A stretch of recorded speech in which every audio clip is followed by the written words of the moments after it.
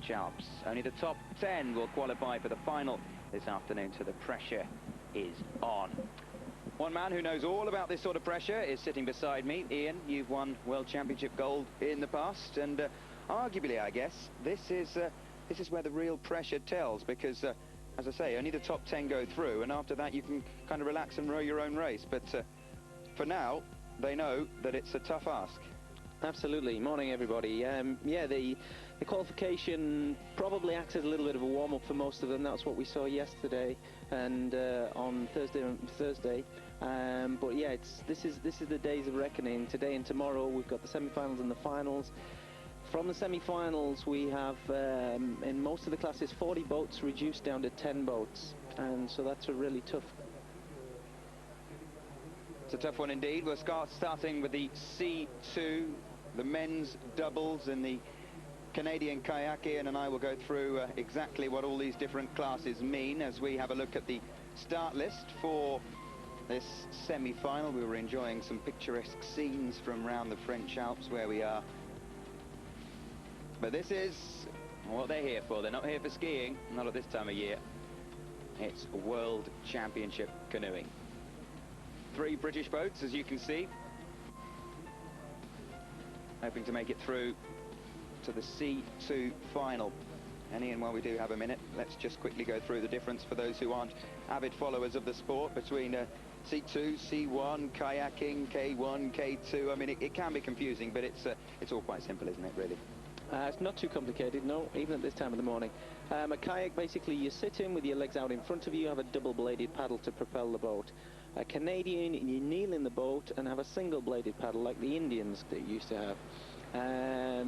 We have a Canadian singles, Canadian doubles, obviously. Canadian C1, singles, one, C2, absolutely, and C2. K1 and K2. You can see the course. No I can just K2. tell you that no K2, of course, except on flat water. Yeah, on flat water. But there we go. That's a green gate, number 6. The difference between the green and the red gates, I can tell you the greens have to be gone through downstream. The reds, there's a red one, number 8.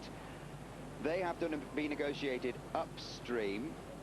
And I can also tell you that they've made 6 changes to the course ahead of these semi-finals. And it's new territory for these guys. They don't have time to practice on it. They're not allowed to practice on it, are they? No, this will be the first time again that they race on it. In our sport, we don't get the opportunity to practice. Basically, we assess the course from the bank, and your first time down it counts. It's your first race run. So these guys, along with their coaches, will be scouting the banks, making sure they fully understand where they need to be and appreciating what the water's going to do to them.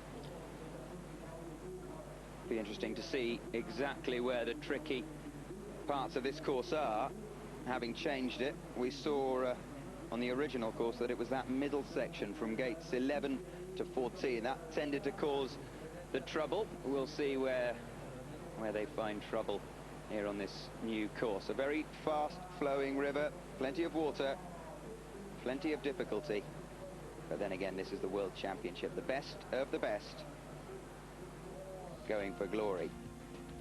Have a look at this new course then. Coming downstream, remember, through those green gates. And then a quick loop-the-loop through the red.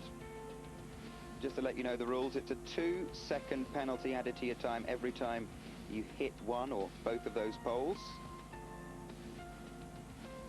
You can get away with maybe 1 or 2 of them, but none of these.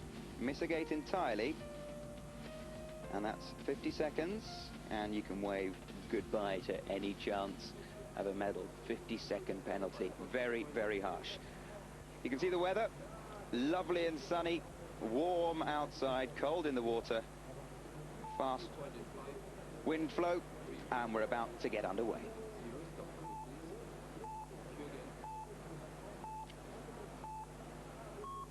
So here we go then. The Chinese, the semi-final of the C2 in the men. These two have to work together to try and propel the boat as quickly and as cleanly as possible, of course, down through the gates and then to the finish.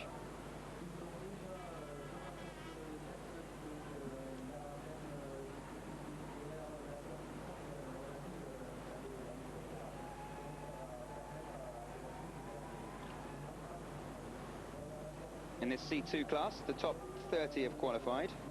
Just saw a 2-second penalty there for the Chinese, and Wang and Tian of China only just made it by the skin of their teeth in 30th place. The top 30 going in reverse order, and it's the top 10 that will go through to the final. Nothing carrying over from these semis through to the final. If you're in the top 10, you're in with a chance of a medal.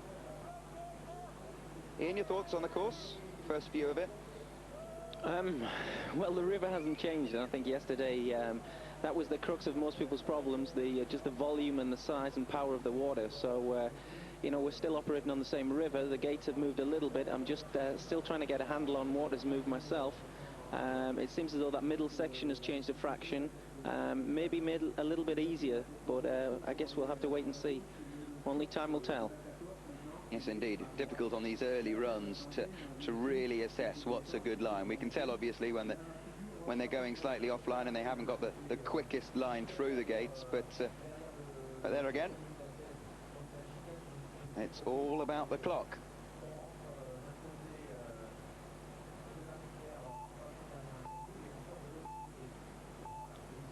Through 19, downstream through 20, downstream through 21, and up towards the finish. Zai Wang and Qin Tian, 1:31.31. Well, that's what they're shooting at. Not sure it'll be good enough with those time penalties to get them into the top 10, but stranger things have happened.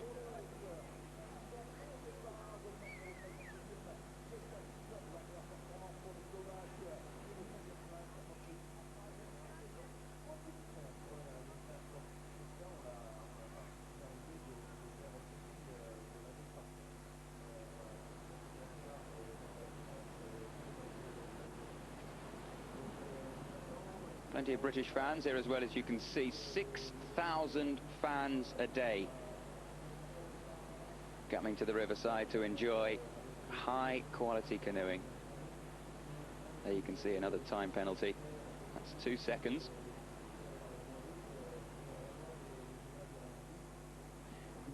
And Ian, we were mentioning during the team events yesterday, the Chinese very much on a learning curve. They have one goal, and that is to become world class by 2008 and the Olympic Games in Beijing. Yeah, well, it's good to see them here, and you know, we said yesterday that it's unlikely that we're going to see them on the rostrum, but that run there seemed reasonably good. It's not going to be world beating, not today anyway, but it definitely shows potential for the future, and to come to this river and compete and complete the course in a reasonably successful manner, I think they will be fairly pleased with that.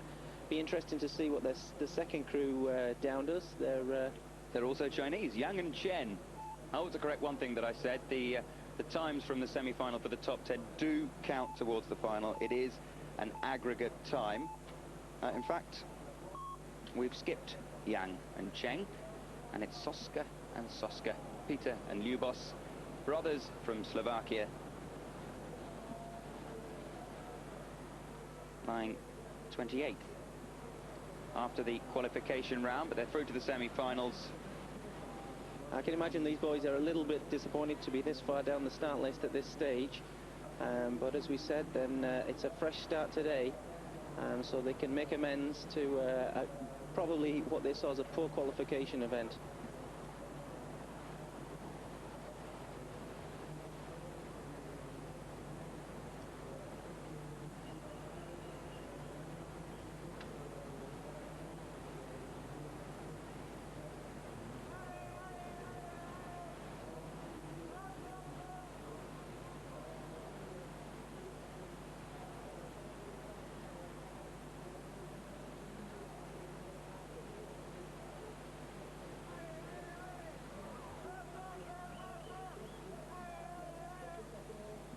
Judges on each gate. Perhaps you can see them there by gate number 14, keeping an eagle eye. Sometimes it's a matter of centimetres, of millimetres, whether they do actually go through the gates, when they're trying to duck their heads and just manage to get through, or do they miss them? And sometimes there's a bit of controversy if the judge calls a miss and a 50-second penalty. I think what we've seen so far in this event is a number of the top boats struggling with 50-second penalties. In fact, the reason for these boys setting off so late in the start list was because of a 50-second penalty on the second run of qualification. The Slovaks, one of the leading nations in the C2 class, and would have been disappointed to have gained a 50-second penalty. So I'm sure they're trying to put amends to that now. 4-second penalties. But still 113.22. Good enough for first place overall. Yes, and they'd have been lucky. I'm very pleased, I imagine, to get in to the semi-finals with that 50-second penalty. But the times from the qualification runs are scratched. So everybody starting from 0. Top 10, remember, through to the final. Rozek and Kruzek of Poland. Again, a missed gate in their qualification. They can't afford that if they want to make it through to the final. 2 seconds of penalties so far, and they're down, considerably down, on the split time. It did look a good run, didn't it, from Soska and Soska, the Slovaks? Yeah, it wasn't too bad. There was two touches. That's 4 seconds of penalties. You know, these runs, the semi-final and the final run are added together to create the final overall total, and it's that that'll count in the overall standings. And 4 seconds of penalties is not going to help their campaign at all. I will be surprised if they're close to the medals with 4 seconds of penalties.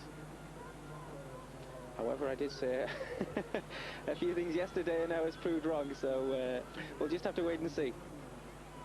Yes, I think what we're seeing is that this is a very, very difficult course to negotiate, isn't it? And, well, sometimes it's whoever makes the least mistakes. We saw that a couple of times in the team events, particularly in the women's team kayak event. It really was a case of whoever makes the fewest mistakes wins the gold. That was France. But here we are, the semi-finals of the men's C2.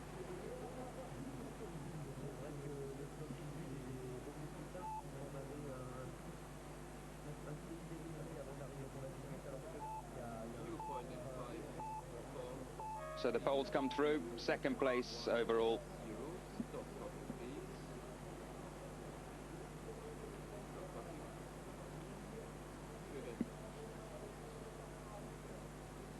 So the Slovak brothers still with the time to beat. Soska and Soska, 113.22. Here come the American pair. It's Babcock and Larimer.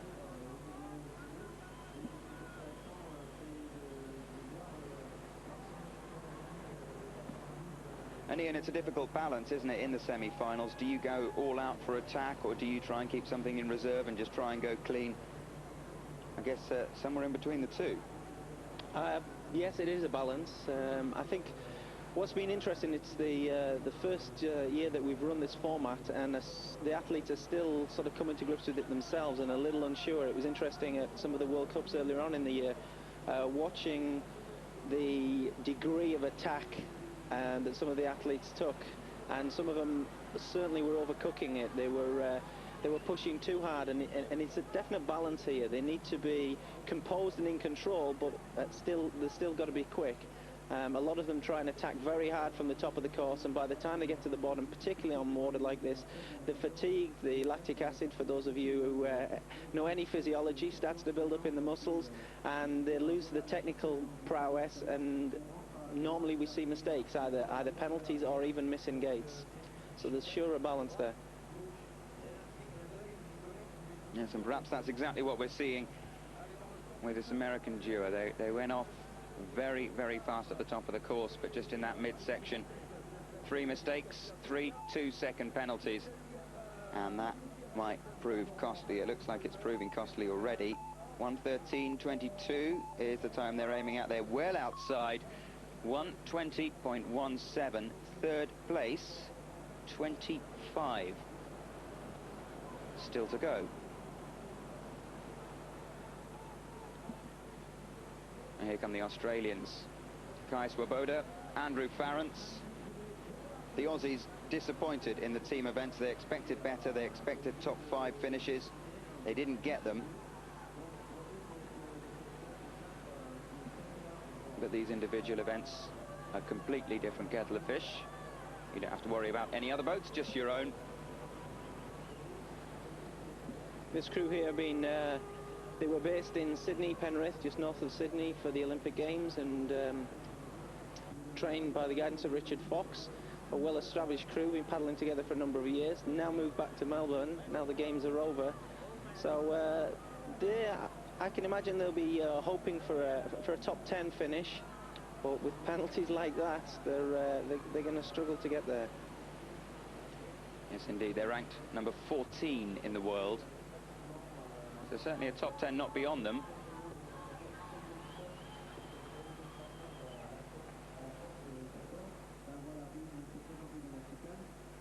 Just a couple of 2-second penalties so far, but you can see they're well outside the split time. And as fatigue sets in, it gets ever more difficult to make up those seconds that you lost on the top half of the course.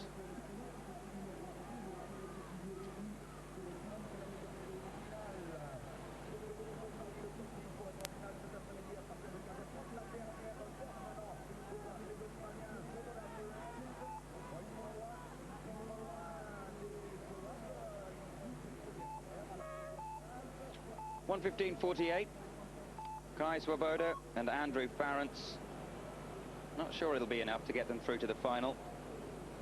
But here's a pair who certainly will want to get through to the final. A 50-second penalty in their first heat. Wolf and Stepanek of the Czech Republic. World ranking 5. Medal hopes high. Yeah, this crew is, I would imagine, certainly has medal prospects. They were junior world champions in 1997 and have medalled in the last 2 World Cup races leading into this event. That was over in Slovenia and then into Prague. So they're on form. Although the qualification event was spoiled with a 50-second penalty, they had one of the fastest running times, so they've certainly got the capacity to get in the medals if they can keep off the poles. That was a tight call. I'm not sure what the judge will give for that one. Well, if the judging earlier in the week is anything to go by, I'm afraid for the Czechs that's 50 seconds, but we'll have to wait and see.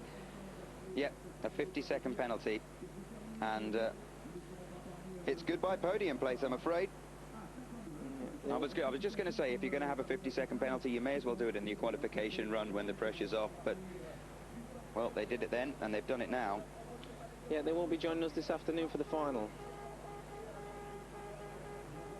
No, very disappointing for them.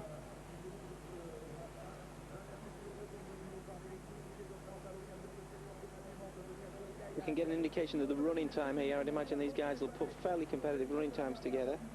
If we take their penalties away, 1:13, yep. is that? No, that's 1:04. 1:04.93, which is pretty fast. 1:13.22 from the Slovak brothers, still the time they're aiming for. And here come the first of the British boats. Ian, I'm sure you can tell us all about Mr. Bowman and Mr. Smith. Yeah, Nick and Stu. Stuart in the front, Nick in the back there. Again, a well-established crew, been together since 97. 4th of the Olympic Games in 2000, so capable of being in the medals. They actually won the pre-World Championships. That's an event that precedes this in the year before. So last year in 2001, they won this event. So they'll be, I'm sure, hoping to mirror that performance here today. Their qualification wasn't that good, but I'm sure that they're hoping to do something special now. So far, so good for the British pair. Commentator's curse. There goes a 2-second penalty. Their world ranking, perhaps not indicative of their ability. They're ranked number 32 in the world, this pair. But as you say, they have victories behind them, and they will be fancying their chances. So far, so good. Running time's reasonably good there. Just under 3 seconds quicker than the previous boats. Yes, remember that Slovak boat, the brothers, Soska, that's who they're all aiming for. 1:13.22. Just the one mistake so far, and Stuart Bowman and Nick Smith have been very, very fast. 1:05.9, that is a very competitive time. They will fancy their chances of making it through to the final. Join us after the break.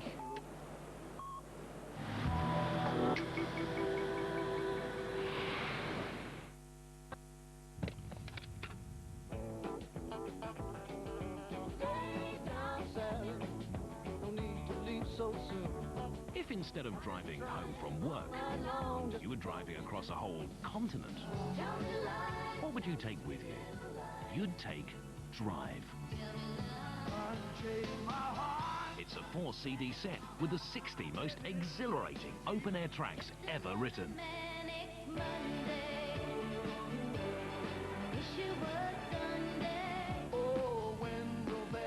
Eric Clapton, Chris de Burgh, Fleetwood Mac, and the Christians. John and Vangelis, Eurythmics, Elton John, and In Excess. But you can't buy it in the shops. You have to order by phone. With a 4-hour lineup of classic artists like these, it just hits the road and keeps going. My name is Luca. I live on the 2nd floor. I'll find my way home.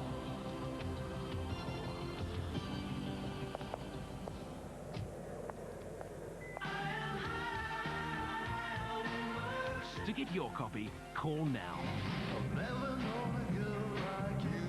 Inside, we know great music when we hear it.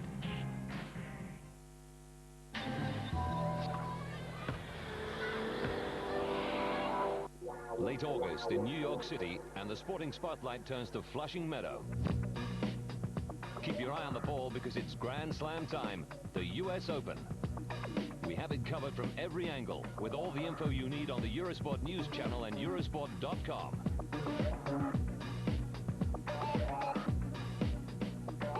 The US Open, live from Flushing Meadow, every day from Monday on British Eurosport.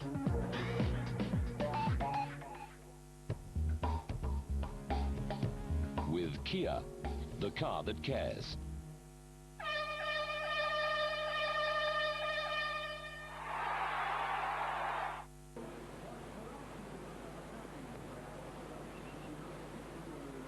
You join us live once again, the semi-finals of the C2 men's competition, live from the World Championships in Bourg in the French Alps. Beautiful weather, and this is Bourg and Mordarski of Poland. World ranking of 26, 21st in qualification. Yeah, I think those results there don't reflect their true potential. These guys are fairly competitive. The world ranking is affected a little bit by the number of events they've done this year. That was a 50-second penalty there as I speak. I have to say, I've got a bit of a curse at the moment. Every time I open my mouth, something goes wrong. I tell you what, Ian, we better shut up. And that's two of us. They're going back for it, but I have to say there is little chance of them going through to the top 10. I think with they're not going to get there. They're trying to go back for it, but they weren't getting anywhere. It's almost like trying to go down and up escalator, isn't it? Here comes the 50-second penalty. They weren't even close, really, were they? No, those guys won the last World Cup race. We've just come from Prague, and they won the last World Cup race over in Prague. That was 2 weeks ago. So they're going to be really disappointed. Well, you can see it on their faces. Great disappointment. A proud pair, though. They'll continue down the course.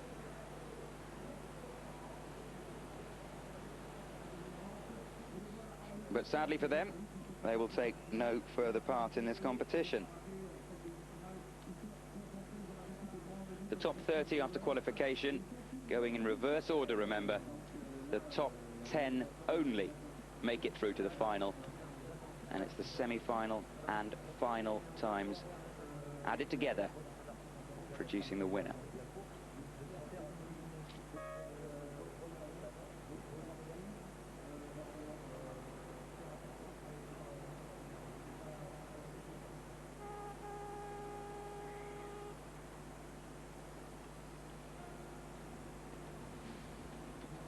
Well, that's what it looks like so far.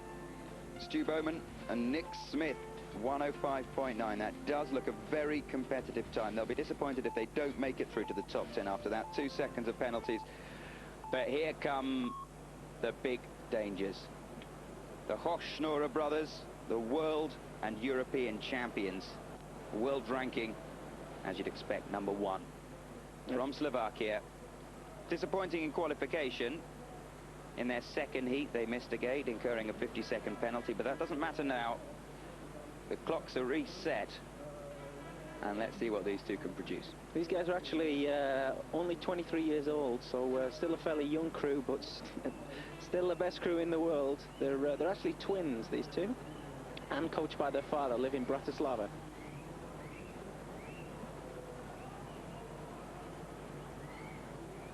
I think we'll get an indication of how good Nick and Stu's run was off the running time for these boys. Yeah, they look to have the measure of the course so far, don't they? I can't see any pole swinging. This is the tough bit again. It's a very similar move to yesterday, except they're coming back river right into upstream 14. A little bit of time for them there.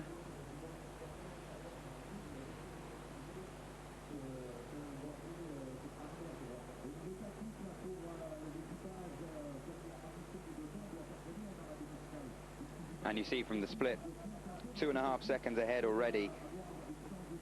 No time penalties. And it really is great to see a team, well, they are twins, so they should know how each other thinks, but they're working together. Yeah, and I see too, the boat runs well when the two paddlers are working together. It's a harmony that's necessary. If it's not, then the boat doesn't run and the time's not reflected. Great run. Hochschnurrer and Hochschnurrer, the twins from Slovakia, from Bratislava, they take the lead after the first run. No time penalties, great run, a lesson almost in how to negotiate this course. Another Polish pair, Ksana and Pochwala, 19th after qualification.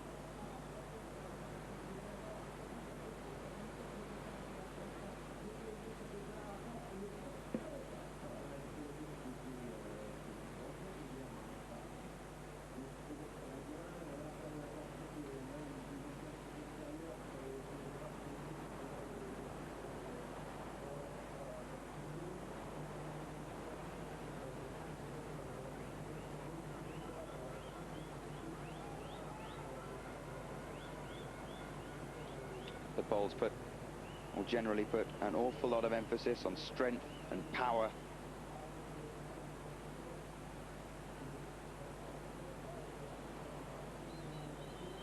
But technique not too bad from these two.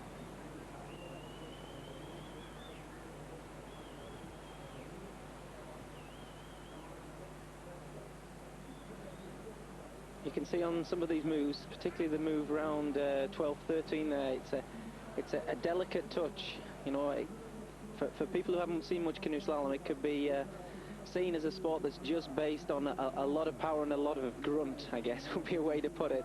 But it's not. There needs to be a definite feel for the water and an appreciation of what it's going to do to the boat. And on some particular moves, it's a case of just feeding it through very gently. And just a reminder, Eurosport.com, the place for tennis fans, the final Grand Slam event of this year's tennis calendar, the US Open at Flushing Meadows, starts in New York next week. 102.35 back here in France, the time that the Poles are aiming at. They won't be inside that. 114.64, 5th place with 18 teams to go. I don't think that'll be good enough.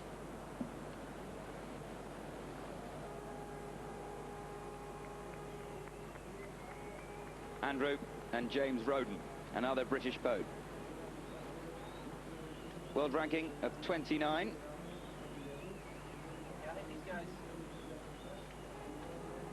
I think these guys will be pleased so far with their performance. A top 20 result of the World Championships is no mean feat. I think they'd love to be inside the top 15. These boys, traditionally from Staffordshire, train at with the Stafford and Stone Canoe Club. Their father is a big supporter of them. when we have our domestic races at home, you'll often see him running down the bank with them. He wouldn't have enjoyed that, though. A 2-second penalty on gate number 8. But is there friendly rivalry in the British team? They'll have seen that great run from Bowman and Smith, and well, they'll want to better it, won't they? I'm sure. It's always nice to see your fellow teammates do well. It not only is great for the team, but it also inspires confidence in yourself. I think when you know the individuals so well, it makes you appreciate that maybe you've got a chance of putting a similar result. I think these guys will do very well to get close to Nick and Stu, but you know, I'm sure that they can come away with a respectable result.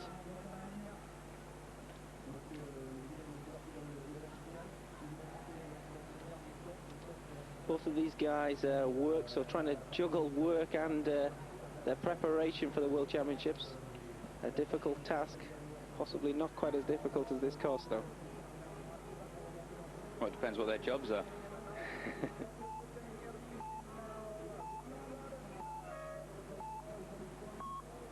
1:15.33, nearly 13 seconds adrift, and I'm afraid that's the last we'll see of them. Alex Burt and Andy Nicol. This is the third of the British crews. Both of these boys in the army, fairly new together. They've only been in the boat for a year.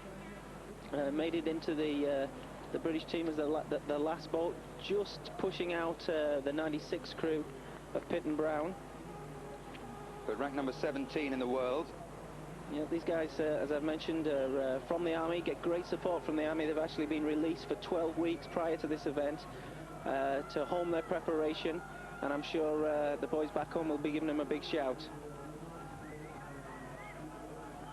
Yes, they certainly will. And coming up to the halfway point in the course, no penalties that I've seen, and fairly quick on the split. Here we go, though. This looks tricky. Yeah. They've got to get back. They've got to get back. That's good control. These guys. Oh, nearly tempted fate again. 2-second penalty there, but it could have been a lot worse. It certainly could. Yeah, it was touch and go. Just at the last minute, they managed to retrieve a 50-second penalty into a 2-second penalty, but they lost an awful lot of time with that mistake. A good 10 seconds. Lost around turn 14. Even though these guys are, have only been in C2 together for 12 months, they're both well-established individual boaters. Alex in the front was a good kayak paddler, and Andy in the back, he actually is a good whitewater rodeo paddler. World champion, playboat champ, C1 playboat champion. Well, they lost all that time around turn 14, and that's the last we'll see of Burt and Nicol. Ichoshnora twins leading the way. Don't go away. We're back after a short break.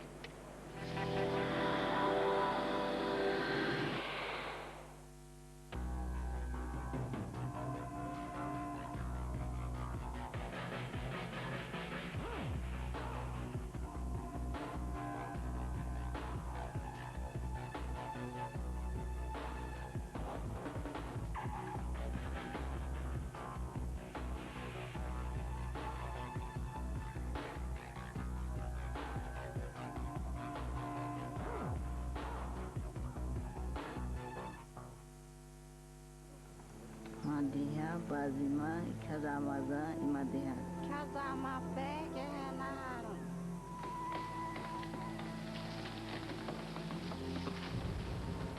Ikazama fe, Opinatani.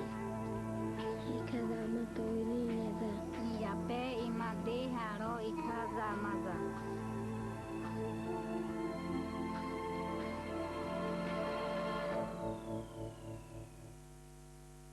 Are you waiting for a button that will make you mobile?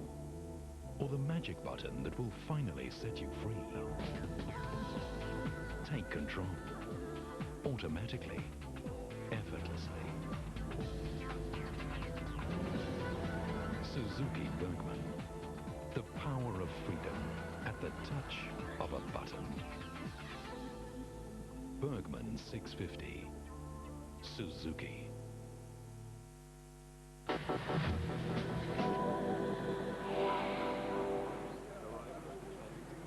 Good morning once again from Bourg in the French Alps. While you've been away, Mo and Yang, the Chinese pair, have pretty much completed their run. 102.35, what they were aiming at.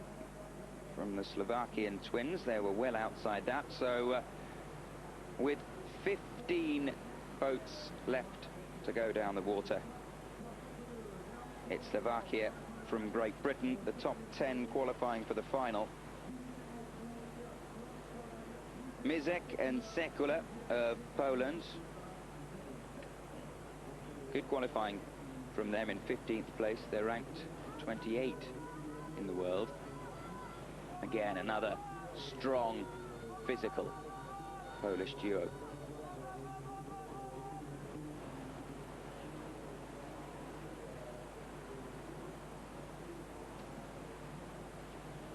Two-second penalty, I'm sure you noticed.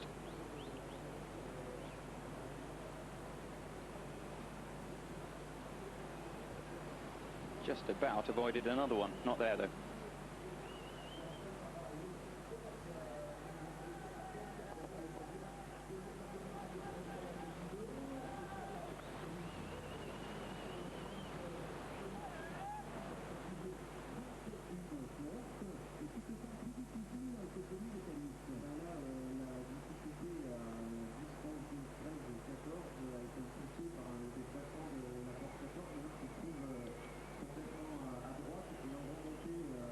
You saw from the split, it's not going to be their day.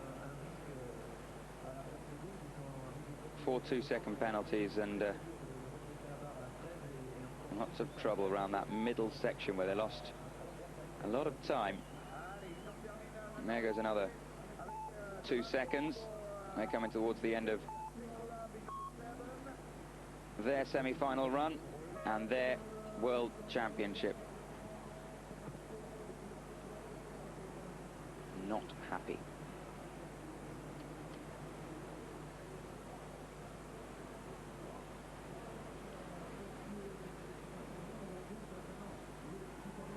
And so to the Italians, Mazzuero and Benetti.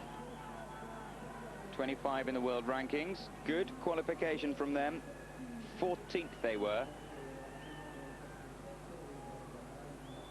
And so far it's pretty quick. And crucially, Ian, it's clean. Yeah, I was just looking at the qualification race here. They were one of the few crews to put a clean run in. Their second run was a clear run, 109. They were about 6 seconds off the lead boat in qualification, so it gives us an indication of their potential. But if they can, oh, I'm not quite sure what's going on here.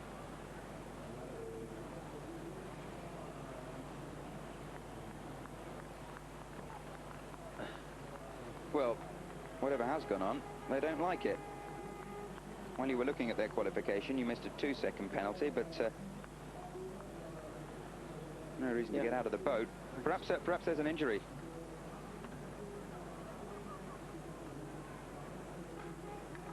They're paddling 2 bits as well. It's not been a great day for Italy so far. Well, we'll try and find out exactly what's making them so furious. I mean, it's the end of their World Championships, clearly. They were going quite well, just 2 seconds of penalties. I'm wondering if the pole, I'm just looking to see whether maybe the pole on gate 11 has dropped very close to the water. The poles are set at 10 centimeters above the water, and I'm just wondering whether the pole that's nearest to the bank is actually in the water.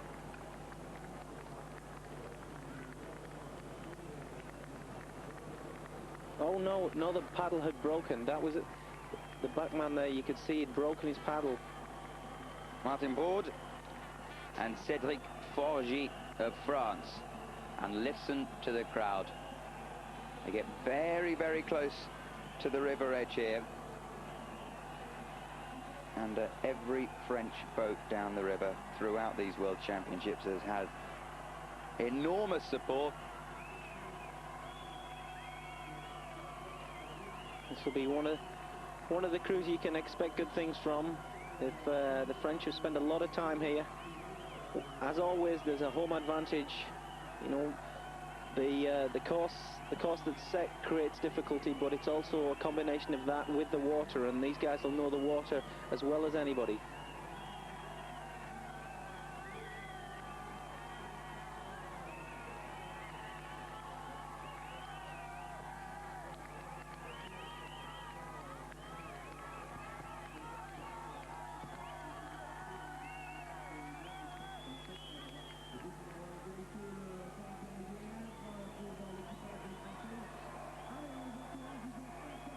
Good so far, clean, 5 seconds adrift, but if they can keep that up, that could be enough to see them through to the final.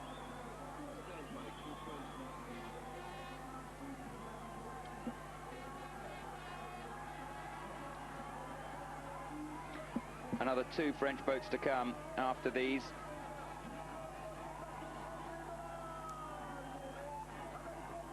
Clear run here. This is going to be good enough, I believe, to put them into the final.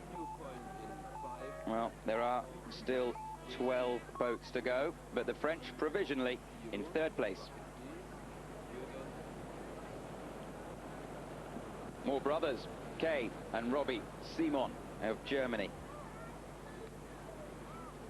A very powerful team the Germans have sent to France for these World Championships. In the team events, 2 silvers and 1 gold medal. Early mistake. A well-established crew, these guys. They were 3rd in the Augsburg World Cup race, which was the event that preceded the Prague race.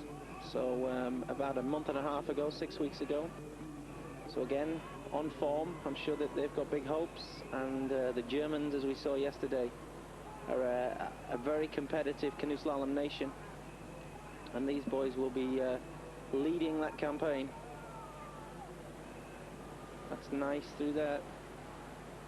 How tight are they into 14? There's time definitely given away by some of the crews. That's very good. We're not going to see too many boats come in much tighter than that, I don't believe, into 14. Yes, we're seeing with these brothers, and we saw with the twins from Slovakia, they do tend to work together well. So anyone out there considering a competitive career in C2, if you've got a brother, I'll try and persuade him along as well.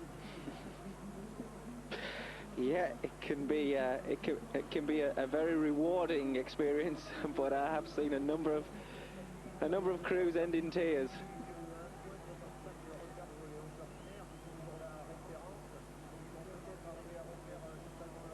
Kay and Robbie Simon of Germany take 2nd place, 105.34, good run. That pushes the British boat, Bauman and Smith, down into 3rd place, 105.9, not much in there. And 11 crews to go. Big roar. What does that mean? It means a French boat.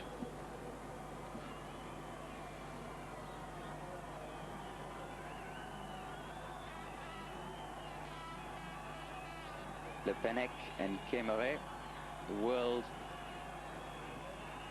number 11 according to the rankings list, qualified for the semi-finals in 11th place too, and they'll be desperate not to go home after this. They want to stick around for the final, don't they? Absolutely. It would be great if these guys would find themselves on the rostrum. It's a bit of a sad story with Le Pennec. His wife died last year, in 2000, of a brain tumour, and it was touch and go whether he would continue with his sport at all. But his crew member there encouraged him to come back, and they performed well last year. They finished yet again, I tempt fate. They finished 3rd in the World Cup final last year, but unfortunately that looks as though their campaign's over. As much as it would have been great to see them on the rostrum, it's not going to happen this time. No. That's so sad. Mate, you don't want to be that way up. Typical Gallic shrug. And they eventually righted themselves. And as you say, great shame that, I'm afraid. The end of their World Championship.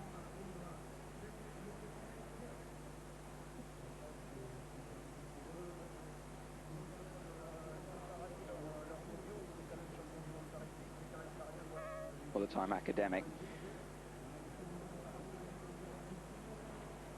Was that 4 50-second penalties?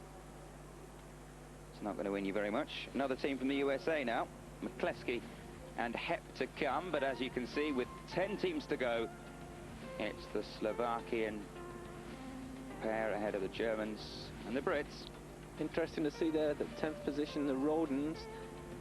Sorry, 8th position, the Rodens, with just a few crews to come. I'm sure they'll be hoping that things don't go to plan for the remaining crews. Yes, not a good time to be a Roden fingernail as they wait for the final 10 teams to come down.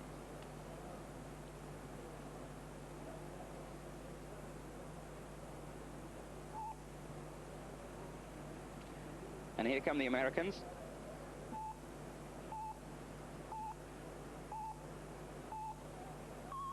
David Hep, Scott McCleskey, 16 in the world rankings, and I know for a fact they are desperate to make it through to a World Championship final. Yeah, these guys at this event last year, the pre-World Championships, as I said earlier, they were 5th in that event, and so again, I'm sure they'll be hoping to do good things. 2-second penalty there, so that's not going to not the best of starts.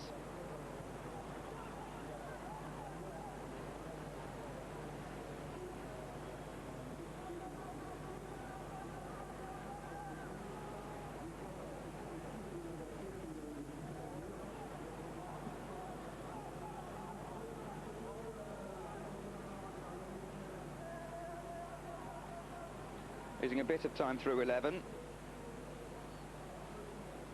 Interesting little battle going on here within the American team. A later crew of Jacoby and Taylor, and these guys are doing battle between them and Jacoby and Taylor for the Olympic place for the Athens 2004 games. I'm sure that in the 2000 games, these boys were just pushed out by Haller and Taylor, having put in the best results throughout the year, but when it came to the US trials, they missed the Olympic place and were most disappointed with that. So I'm sure that they'll be hoping for better things when selection comes around for the Athens trials. Yes, in canoeing, rather like in athletics, they're very draconian, the American trials for the Olympics.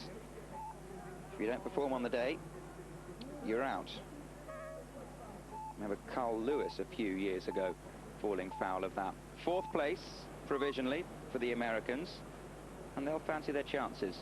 They can reasonably expect 3 or 4 crews of the remaining 9 to miss a gate or generally find difficulties down the course. Walter and Henze, Walter and Henze, that should be, of Germany, the next to go. Very good around that upstream gate. Well, a very, very professional, very proficient crew. Number 3 in the world rankings. Yeah, arguably the best German crew. They were 4th at this event last year and 2nd in the World Cup race in Augsburg not so long ago. So, well, they've not lost too much time so far. Good lines, clean too. Yeah, these are from the former East Germany, and still train over in East Germany. A lot of the German athletes are based in Augsburg, the site for the World Championships next year, which is near Munich. But these boys are still at home in the East Germany.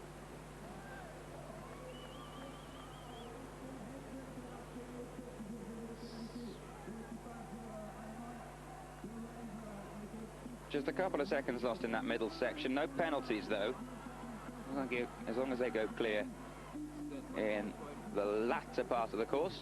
2 or 3 gates to go. They should wrap up qualification.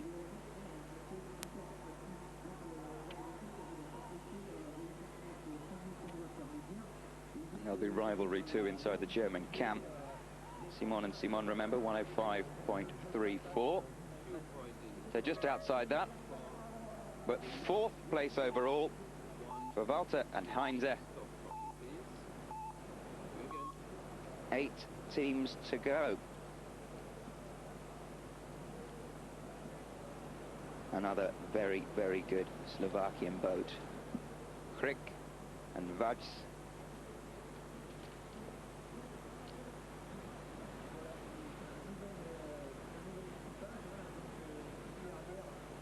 Attacking from the off. Losing a bit of time there.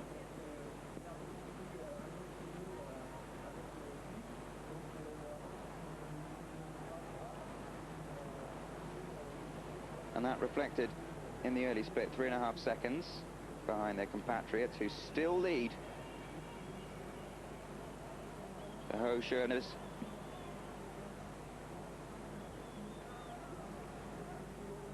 Qualified 20th into the semi-finals.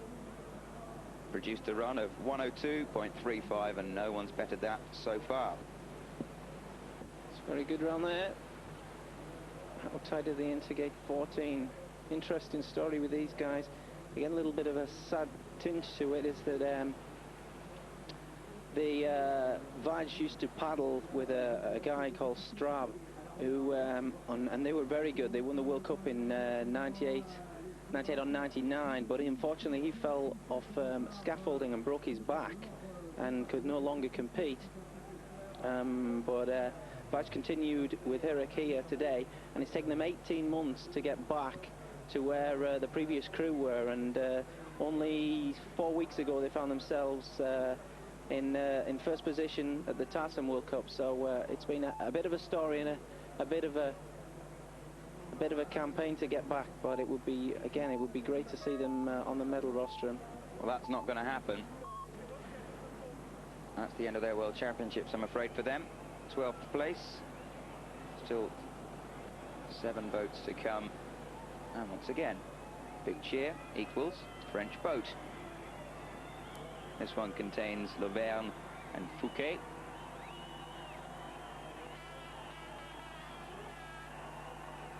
Very, very good team. Ranked 12 in the world rankings, but again, I'm not sure that quite does justice to their ability. And less than a second in it early on.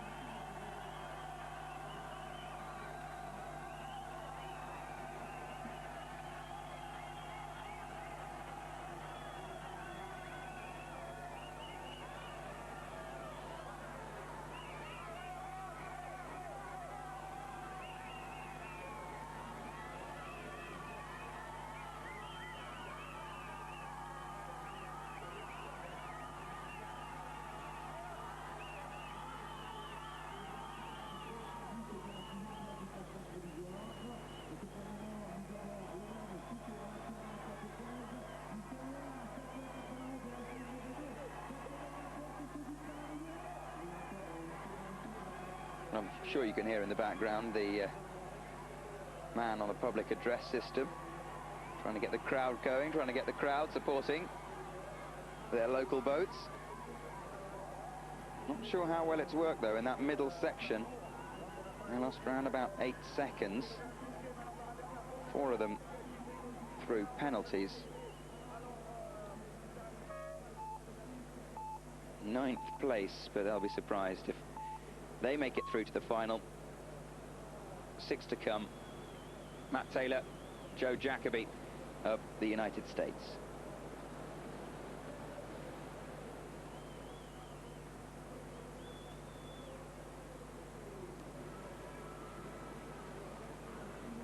Both of these guys well-established Canadian singles paddlers. 2 years ago they were both racing as Canadian single paddlers internationally, but they decided to get together and form a C2 crew, and have been fairly competitive so far. They were 4th in Augsburg, the World Cup race this year. They train very close to the site of the Olympic Games in '96, near the Ocoee River in Tennessee, United States. And Augsburg, of course, where the World Championships move next year.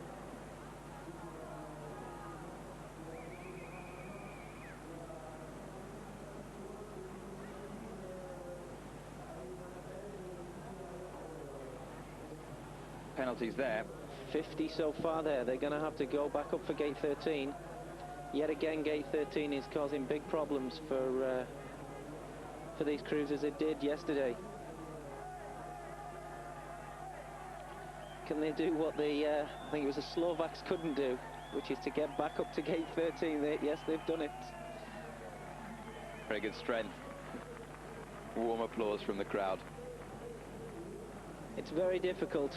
You know that the margins are so tight at this level, and to actually paddle back up, you know, you pretty much know that your chances have gone, but you like to finish the course.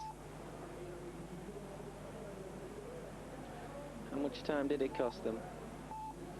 Well, to be honest, it probably cost them nearly 50 seconds. It certainly cost them any chance of a place in the final, but this is good to see. Battling back up. See if they can get around that gate.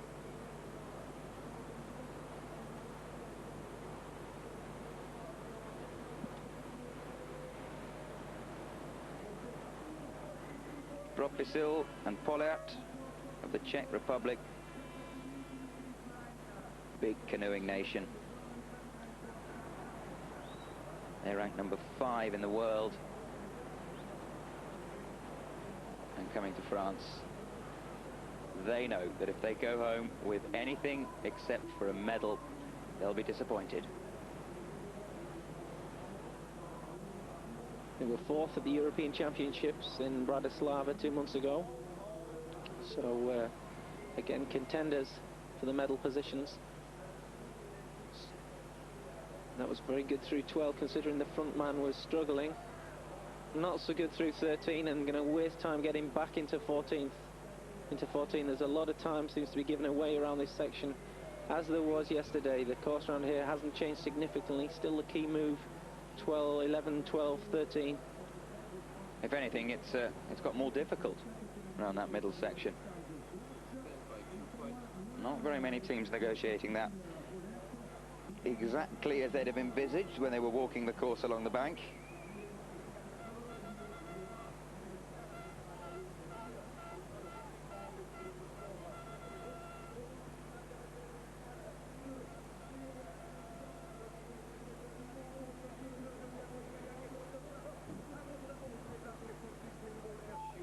And they're losing time at the end as well. That could cost them 6th place.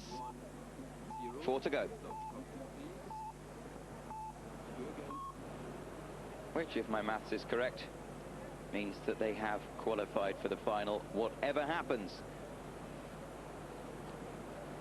And the more I think about it, the more my math does appear to be correct. So Propisil and Polat are through to the final.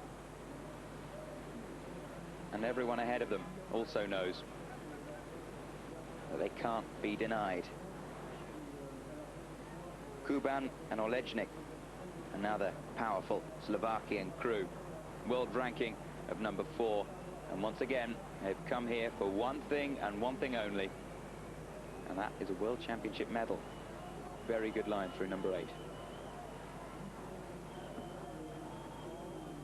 I think these guys will have been inspired by the performance of the Hoshona brothers earlier, and I'm sure they'd like to push them into 2nd place going into the final this afternoon. That's good through there. Again, nicely into 14. We haven't seen too many crews get in as tight as that. No time wasted.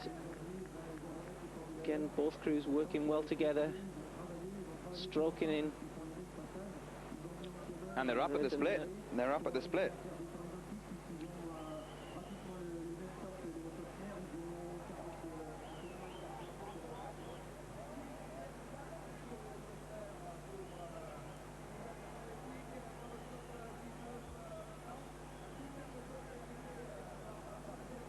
Well, barring disasters through the last few gates. It's a good run. They've qualified for the final. Have they qualified in 1st place? No, they haven't. Not just a second and a half, just over. They go second. It's Slovakia from Slovakia so far. 3 left to go. More brothers, Christophe and Pierre Luquet of France. A man on the public address system, clearly warming up his voice to try and get the crowd behind these two. I'm not sure he needs to. 6,000 people cheering them on.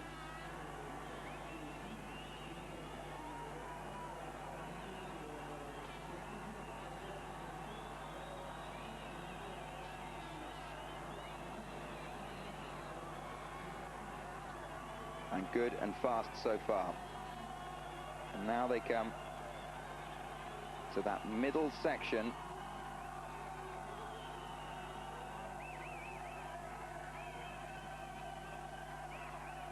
Told that we're getting the front of the boat downstream here through 12. That's good, that backman working hard to straighten the boat up.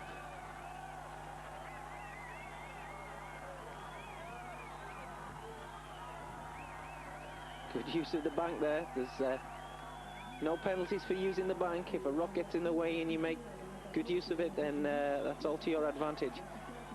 Normally the rocks create problems though. Well, that was as good a middle section as we've seen. Yeah, that was good through there as well. Get the boat very straight. And the crowd know it. A little bit of time here in 19.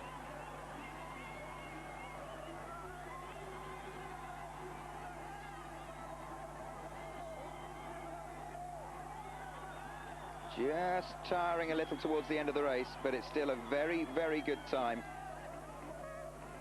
3rd place for the French brothers.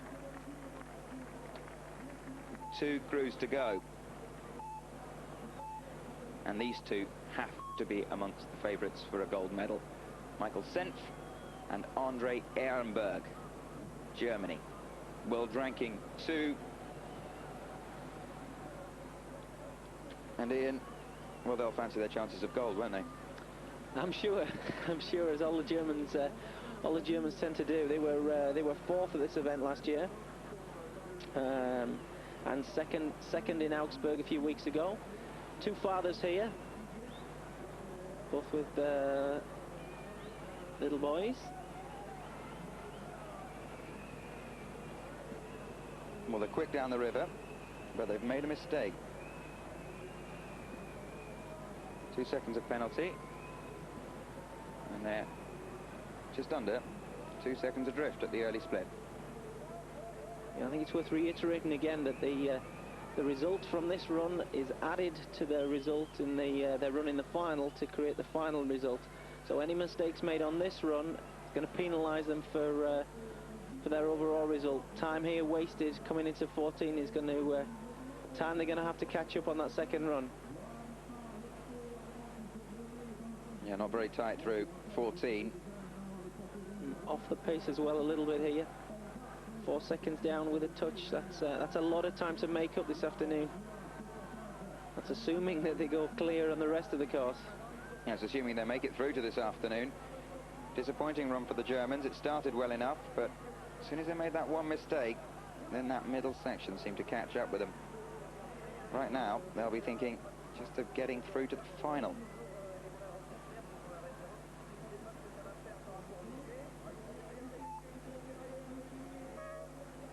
Yep, they've done that safely enough. 108.59, 7th place.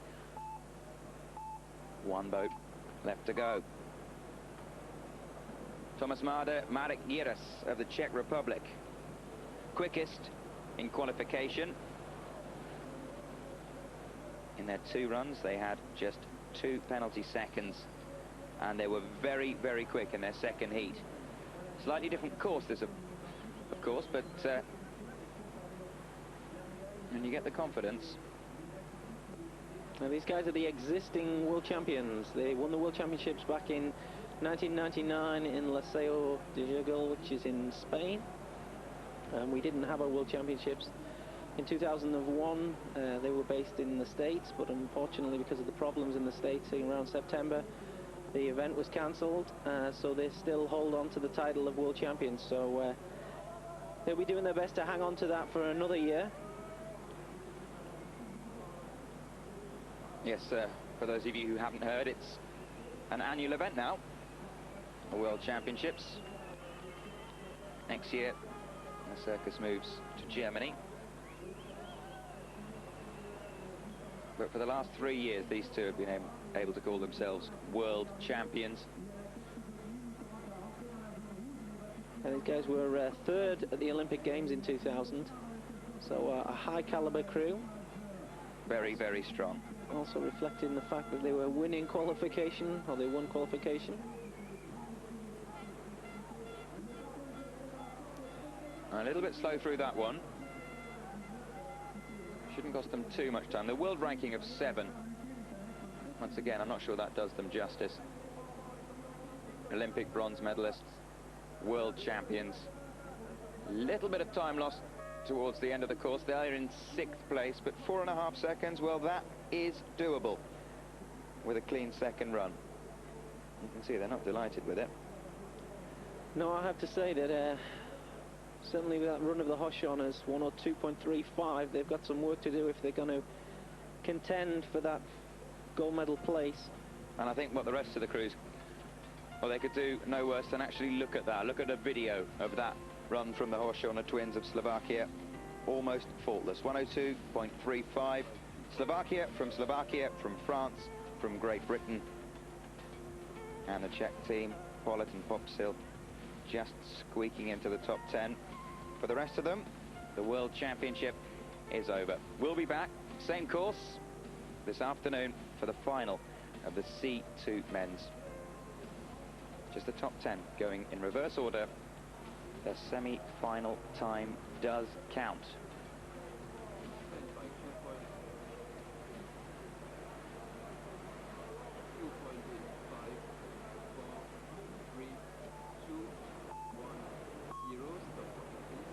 So let's have a look at this run again. Almost faultless through the course. They didn't have a great qualification. They qualified in 20th place, but yeah, this is the benchmark really for the rest of the crews. You wouldn't have expected anything less really from the Olympic and European champions. I think the qualification race was a bit of a blip in proceedings. Well, this was as perfect almost as it's possible to get down this course. Well, let's have a little watch and see if we can see any wasted time. Certainly the section through to gate 8 doesn't seem as though there's any major mistakes there. Now we come to that middle section. Yes. Good control there. You can see the backman waiting to position the boat so they can attack out into gate 11. They know this is the make and break of the course.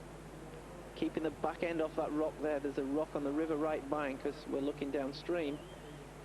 That's creating a lot of problems. People banging the back end, and that's causing the front of the boat to swing downstream, which makes it very hard then to get across into 13 to come back for 14 the upstream. But tight round every gate, fast and clean. I'd have to say, just to watching them, it doesn't look as though they're putting on the power too much. It wouldn't surprise me if they can go a little bit quicker. That's not necessarily going to be the case for the second run, because as we've seen, there's a lot of things can happen. But they're not paddling particularly hard. They're just stroking the boat, trying to put it in the right position. It's as much about keeping the boat in the right place as it is about putting the power on. Well, as we saw then, marvellous, marvellous run. And they're in pole position ahead of this afternoon's final. Also coming up, we are looking forward to the semi-final of the men's kayak. That's Ian's speciality. The Germans, the French, Slovakians, amongst those to look out for. We're back after the break for some kayaking. Don't go away.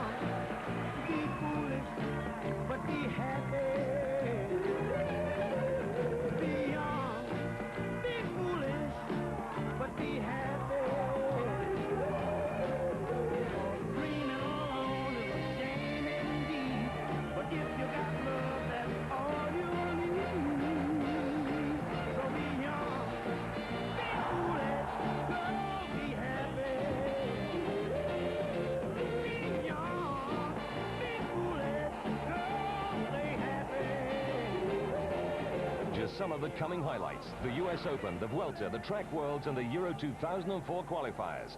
British Eurosport in September.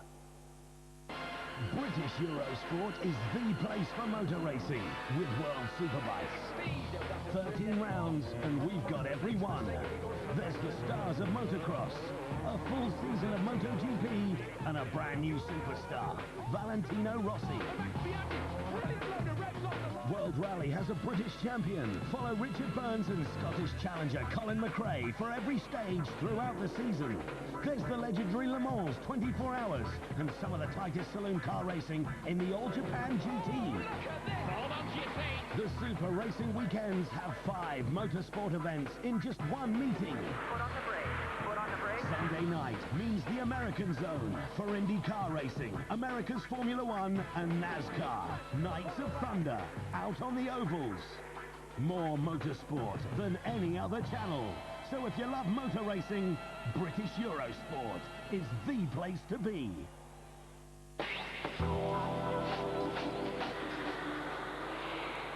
Late August in New York City, and the sporting spotlight turns to Flushing Meadow.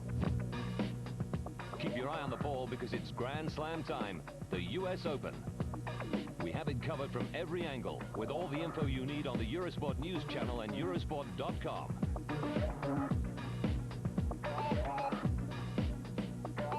The US Open live from Flushing Meadow every day from Monday on British Eurosport.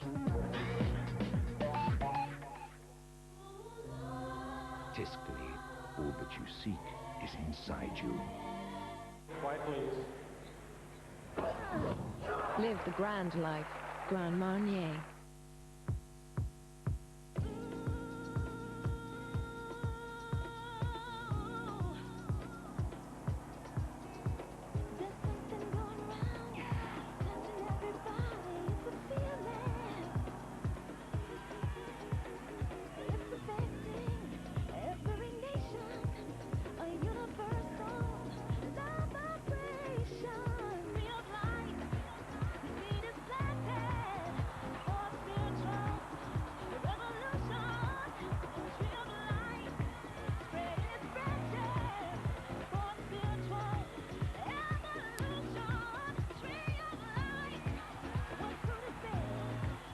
The Olympic spirit burns brightly on Eurosport right through the year. The sports that make the Olympics what they are, all year long on Eurosport. Keep the spirit. And welcome back to the French Alps World Championship Canoeing on Eurosport. It's River Isère in Bourg, Saint-Maurice in Savoie in France. And we're looking forward to the men's semi-finals in the kayak. The top 40 have qualified for these semi-finals, and 3 very notable absentees, including Britain's Paul Radcliffe. But in fact, the top 3 gold, silver and bronze medalists from the European Championships have not made it, Ian. Yeah, it's a big shock.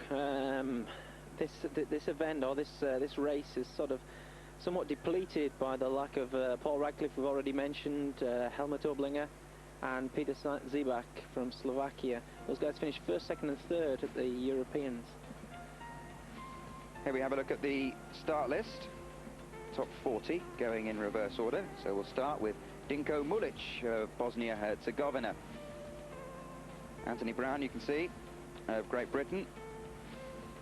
And Ian Reinisch of the Republic of Ireland. Couple to the count for. Once again, 40 go down the course, 10 qualify for the final. Watch out for David Ford of Canada. He's a reigning world champion from 1999. And he qualified down in 19th place. Campbell Walsh, another big British hope. 4th at the European Championships 4 weeks ago. Thomas Schmidt, as you'd expect, quickest in qualification. He is the Olympic champion. He turns it on when it matters. Can he do so today in the sunshine in France? Same rules. Green gates must be gone through downstream, and the red gates If we can get one in camera shot, there is one. You have to turn round and go through them upstream. It's a fast-flowing river, lots and lots of water. Many people would say that the men's kayak event is the most fiercely fought class, the blue ribbon event. I know that a few people would dispute that, but in terms of margins of error, the men's kayak class, 2-second penalty really, if you're looking for a medal, on past experience, a 2-second penalty will take you away from the medal rostrum. We've seen here today and over the previous 4 days that a lot of things have happened that don't normally happen. We don't normally lose 3 of our top boats, and we don't normally get so many 50-second penalties. It's a tough course. It should be a tough course. This is the World Championship. Let's have a look at the course once again. Backwards through the red gate. And just a reminder of those rules. If you hit one or both of those poles, it's a 2-second penalty added to your time. Nothing you can do about that. If you miss one, like that, and it's 50-second penalty. We can see the margins there, just how close those calls are sometimes. Wonderful weather for the spectators, sunny and warm. Fed by the meltwater from the French Alps. And hardly a breath of wind.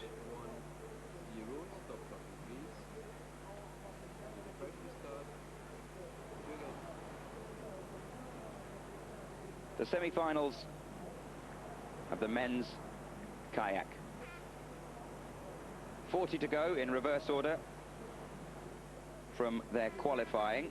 Well, the qualifying times are scratched, and it's the semi-final time plus for those 10 who make it through to the final, their final times added together to sort out the medals and the places. Lots and lots of spectators have made it here, more even than the organisers were hoping for. Some 30,000 expected over the course of the World Championships. They're enjoying every minute. Yeah, the town of Bourg has really got behind these World Championships. It's well established as a canoeing town. The first World Championships were held here in 1969, and so slalom has featured on their annual calendar for many years. The people of Bourg here supporting the athletes.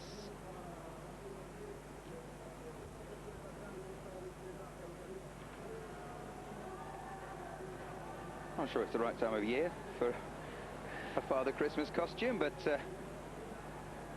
only in France. Yes, took the words right out of my mouth. So here we go. It's a very, very picturesque setting. Supporters really coming from all over Europe, all over the world to watch this. Deprived of a World Championship last year after those tragic events on September the 11th. But here we go. Top 10 go through, top 40 from qualifying go in reverse order. Dinko Mulic of Bosnia-Herzegovina gets us underway.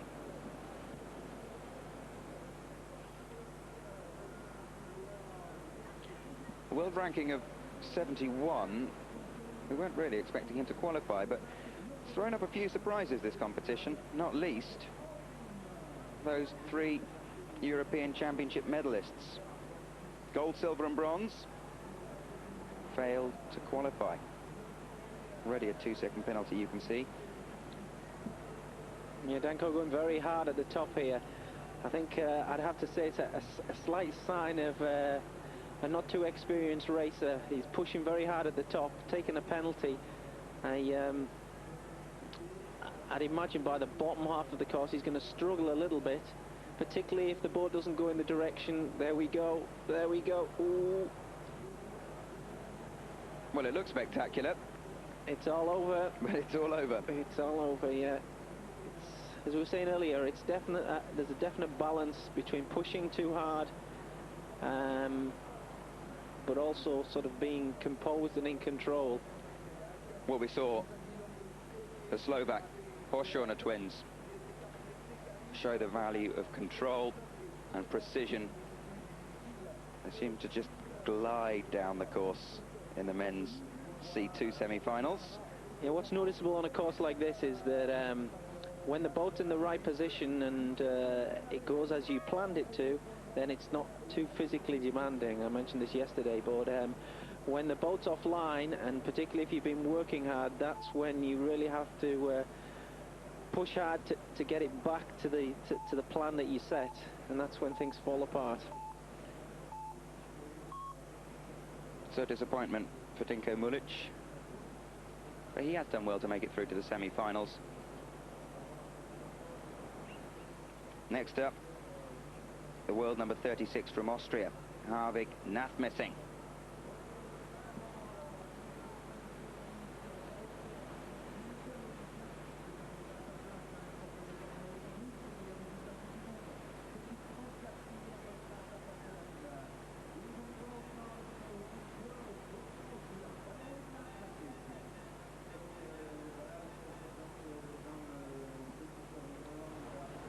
So as we watch some of these guys who, well, in all probability won't be qualifying for the final later on this afternoon, Ian, what are the different skills and disciplines in this, the kayak, which was of course Eurosport, and the C2 and the C1, apart from the obvious?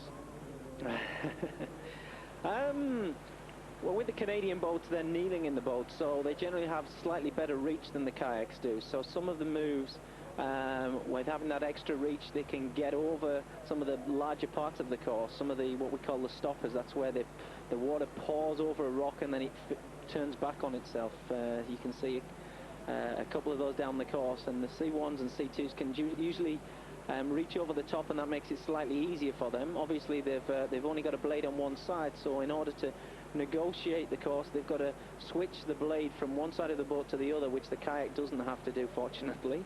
So that makes it slightly easier for the kayak. Also, the Canadians, because they're kneeling, they sit higher in the boat, so it means from a vantage point they can see what's coming up a little bit better. And this game's all about anticipation. So 105.89. Probably not good enough to make the top 10. That's something to aim at for the next 38. Another Austrian, Harald Budetz.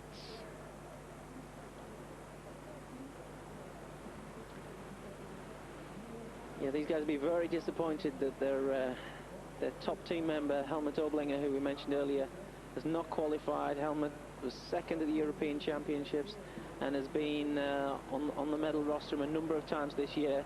He was a big favourite for a medal here, and now these guys they're going to have to do it themselves.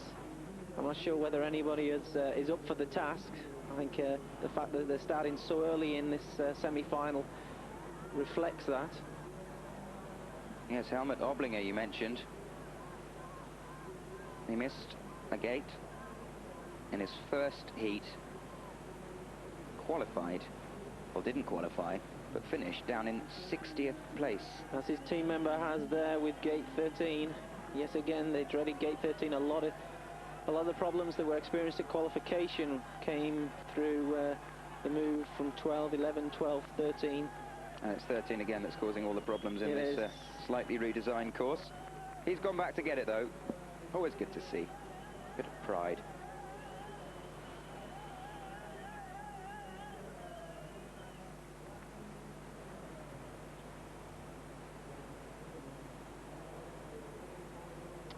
That rock there on the back end causing the problems again. It's very important that when they do the turn through gate 12, then they can get themselves back into the middle of the river. The back of the boat touches the rock, then that's when the problems start.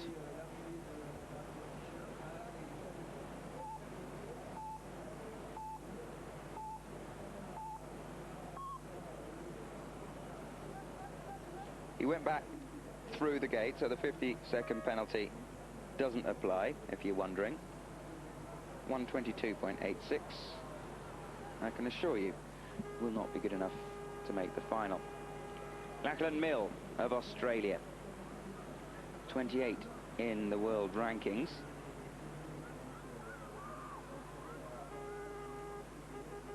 And he will be hoping to make that top 10 and to come back this afternoon and have a crack at the podium.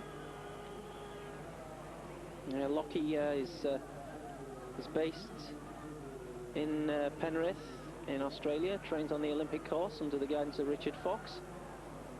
5 times British,